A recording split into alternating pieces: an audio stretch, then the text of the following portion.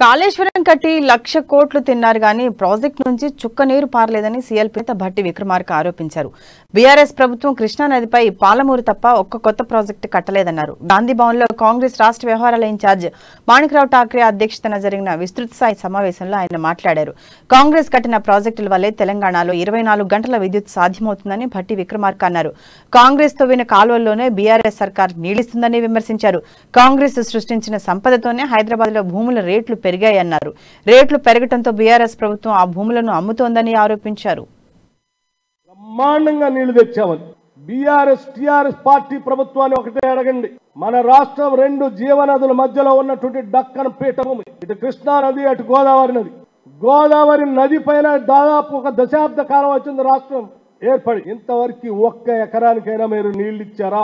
ఇవ్వలేదు అని చాలా స్పష్టంగా చెప్పడానికి కావాల్సిన ఆధారాలన్నీ నేను మీకు చెప్తున్నాను. గోదావరి నది పైన కట్టింది ఎస్ఆర్ఎస్పీ ప్రాజెక్ట్, గోదావరి నది పైన కట్టిన ఎస్ఆర్ఎస్పీ ప్రాజెక్ట్, ఆ తర్వాత శ్రీపాద ఎల్లంపల్లి ప్రాజెక్ట్, ఆ తర్వాత కిందికి వస్తే దేవాదుల ప్రాజెక్ట్, ఆ పైన ఉపనదిగా ఉన్నటువంటి దానిపైన కట్టింది కడెం ప్రాజెక్ట్.